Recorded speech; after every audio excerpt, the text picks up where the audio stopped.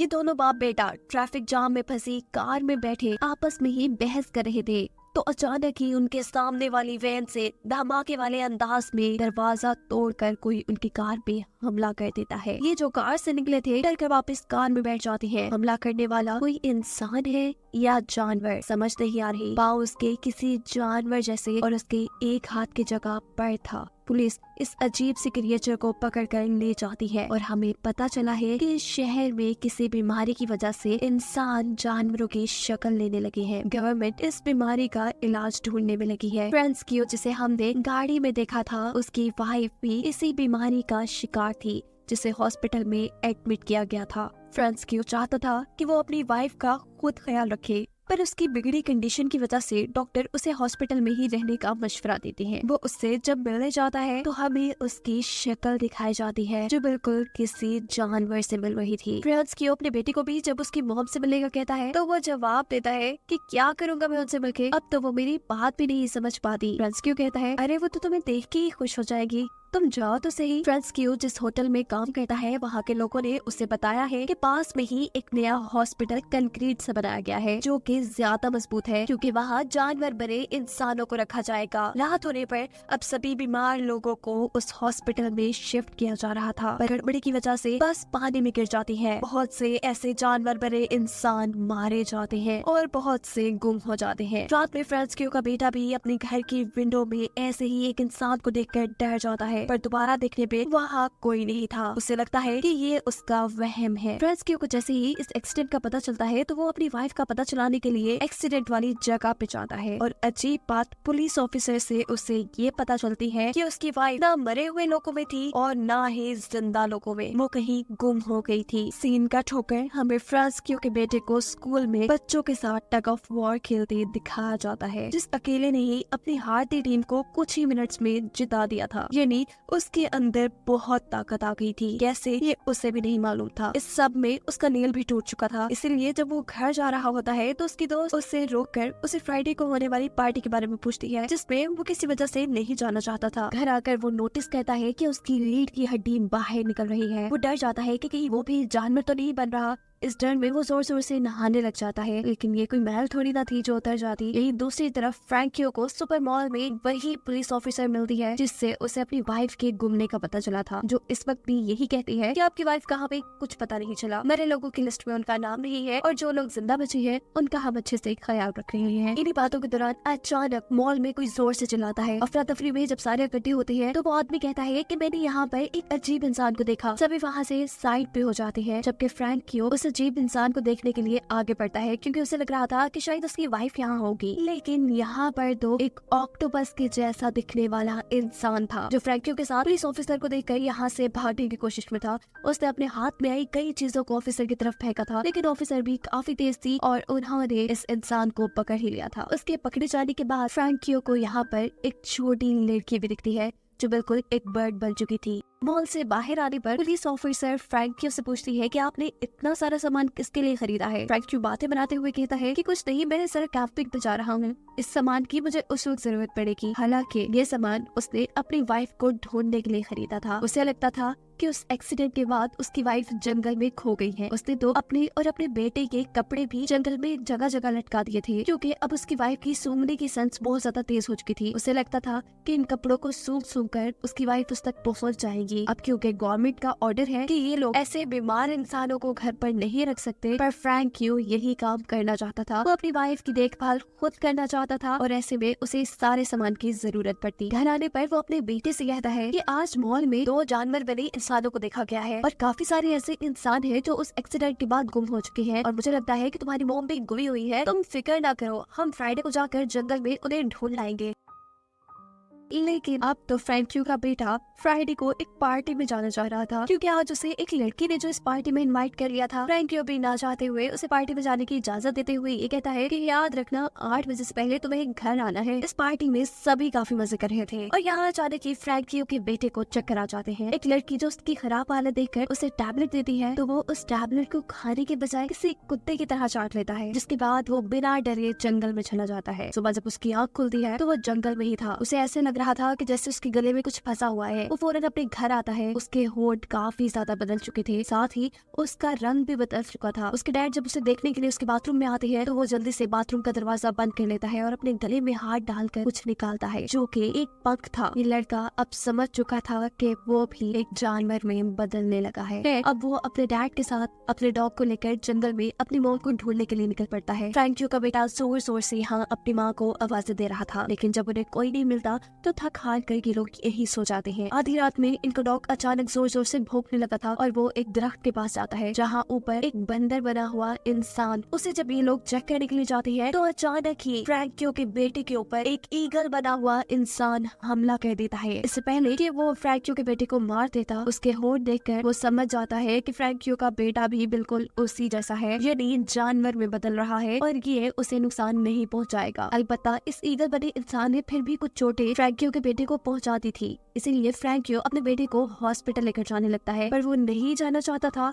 क्योंकि वहाँ जाकर सबको उसकी सच्चाई पता चल जाती कि वो एक एनिमल में बदल रहा है। लेकिन रास्ते में मिल जाती है पुलिस ऑफिसर जो फ्रैंकियो से पूछती है कि आपके बेटे को कोई प्रॉब्लम है क्या। फ्रैंकियो कहता है नहीं, बस इसे कुत्ते ने काट लिया है। पुलिस ऑफिसर कहती है जो भी है हॉस्पिटल तो जाना ही पड़ेगा। वो इन दोनों को लेकर हॉस्पिटल आती है। आर्मी के डॉक्टर्स यहाँ उसकी पट्टी कर देते हैं और पुलिस ऑफिसर फ्रैंकियो को बताती है कि गवर्नमेंट ने अब इस सारे हालात को कंट्रोल करने के लिए यहाँ आर्मी बुला ली है। खैर फ्रैंकियो अपने बेटे को लेकर घर चला जाता है और घर जाने पर उसका बेटा अजीब तरीके से अपनी पट्टी उतार कर अपनी टांगे खोलकर अपनी चोट को चाटने लग जाता है। भूल जाने पर भी उसकी लैब में जब चूहे बोलते हैं तो वो जोर से चीख मारकर उन सभी चूहों को चुप करा देता है, ऐसे जैसे वो चूहे उसकी बात समझ रहे हों। जिसके बाद फ्रैंकियो का बेटा वहाँ से बाहर नदी की तरफ चला जाता है। वो नदी से एक कच्ची मछली पकड़कर खा चुका था और ये सब एक औरत ने भी देख लिया था। इससे पहले कि वो औरत उसे कुछ करती, वहाँ से वो भाग जाता है। जंगल में दोबारा उसे वो ईगल बना इंसान मिलता है जो उड़ने की कोशिश कर रहा था और काफी हद तक कामयाब भी हो चुका था। वो यहाँ अपनी पकड़ी हुई कच्ची मछली उसे देता है, उससे कुछ बातें करता है और ये ईगल बना इंसान उसे बताता है कि मैं बर्ड में चेंज हो रहा हूँ, मैं उड़ना चाहता हूँ लेकिन बार बार गिर जाता हूँ और ऐसे मुझे बहुत चोट लगती है। क्या तुम्हें कोई ऐसी जगह पता है जहाँ पर मैं आसानी से उड़ना सीख सकूँ? ये लड़का कहता है हाँ क्यों नहीं। वो उसे एक तालाब के पास लेकर जाता है। तालाब में से ऊट-पटांग की लकड़ियों को साइड पे करके वो उसे कहता है कि तुम यहाँ आजादी से उड़ सकते हो और अगर नीचे गिरे भी तो पानी में ही गिरोगे, तुम्हें चोट नहीं लगेगी। यहाँ फ्रैंकियो के रेस्टोरेंट में अचानक ही एक जानवर बना इंसान हमला कर देता है, वो भी फ्रैंकियो के ऊपर ही। फ्रैंकियो नोटिस करता है कि वहाँ एक और भी जानवर बना इंसान था जो इस बड़े जानवर को देखकर वहाँ से डर कर भागा था। शायद वो फ्रैंकियो की वाइफ हो सकती थी। वो यहाँ यही सोच रहा था जबकि उसके ऊपर जिस जानवर ने हमला किया हुआ था वो जोर जोर से चिल्ला रहा था। इससे पहले कि इस होटल में बैठे हुए सभी कस्टमर डर जाते, यहाँ की ऑनर इस जानवर को गुस्से में आकर कहती है चुप हो जाओ। हैरानकुन तौर पर उस जानवर ने ऑनर की बात सुन ली थी। इस जानवर के पाँव में जंजीरें थी जिसकी वजह से वो वापस जंगल में नहीं भाग पाता और कस्टमर वाली साइड पे चला जाता है और थोड़ी देर में पुलिस आकर इस जानवर को पकड़ लेती है। फ्रैंकियो भी ऑफिसर के साथ जंगल के अंदर दूसरे बड़े जानवर को ढूंढने के लिए गया था, पर वहाँ उन्हें कोई नहीं मिलता, लेकिन अपने बेटे की साइकिल मिल जाती है जिसे लेकर जब वो घर आता है और हाथ धोने के लिए सिंक में जाता है तो उसे सिंक के अंदर से कुछ नेल्स मिलते हैं। ये फ्रैंकियो के बेटे ने ही तोड़कर इसके अंदर फेंके थे। फ्रैंकियो समझ चुका था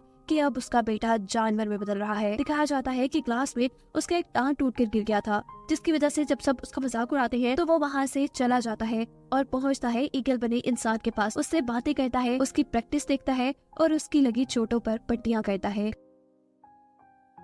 हराने पर अब उसके डैड उसे कहते हैं मुझे अपने हाथ तो दिखाओ। फ्रैंकियो का बेटा उसे अपने हाथ जब नहीं दिखाता तो अब उसे ये कंफर्म हो चुका था कि उसका बेटा एनिमल बन रहा है। फ्रैंकियो का बेटा भी इसलिए वहाँ से भागता है, लेकिन फ्रैंकियो उसे पकड़ लेता है। वो अपने डैड से कह रहा था प्लीज डैड मुझे छोड़ दे, मुझे ना पकड़े। पर उसके डैड कहते हैं नहीं, मैं जानता हूँ तुम्हारे साथ क्या हो रहा है, तुम जानवर में बदल रहे हो, तुम जैसे भी बन जाओ रहोगे तो मेरे बेटे ही ना। बस मुझे बताओ कि तुम्हारे अंदर क्या चेंजेस आ रही है ताकि मैं पता चला सकूँ कि तुम कौन से जानवर में बदल रहे हो। फ्रैंकियो का बेटा बताता है कि मुझे अब दूर दूर की आवाजें भी बहुत क्लियर सुनाई देती है और वो मेरे अजीब नाखूनों का आना। फ्रैंकियो पूछता है कि क्या तुम्हारे दोस्तों को ये बात पता है, जिस पर वो जवाब देता है कि नहीं, किसी को भी नहीं पता। वो अब अपने डैड गिरी फ्रैंकियो से पूछ रहा था क्या आप भी मुझे मॉम की तरह जंजीरों से बात कर रखेंगे। उसके डैड कुछ देर के लिए खामोश हो जाते हैं और फिर बोलते हैं अभी तो नहीं, लेकिन आगे वक्त का पता नहीं है। अगले दिन फ्रैंकियो के रेस्टोरेंट में एक पार्टी थी। जब फ्रैंकियो का बेटा वहाँ आता है तो उसके नाखून काफी ज्यादा बड़े हुए थे। उसके डैड उसे डांटते हैं और कहते हैं कि तुमने ये नाखून क्यों नहीं काटे। अपने डैड का डांटना उसे इतना बुरा लगा था कि उसने अपने डैड को ही हमला करके जख्मी कर दिया था, लेकिन असल में फ्रैंकियो तो उसे लोगों की नजरों से बचाना चाह रहा था। वो भी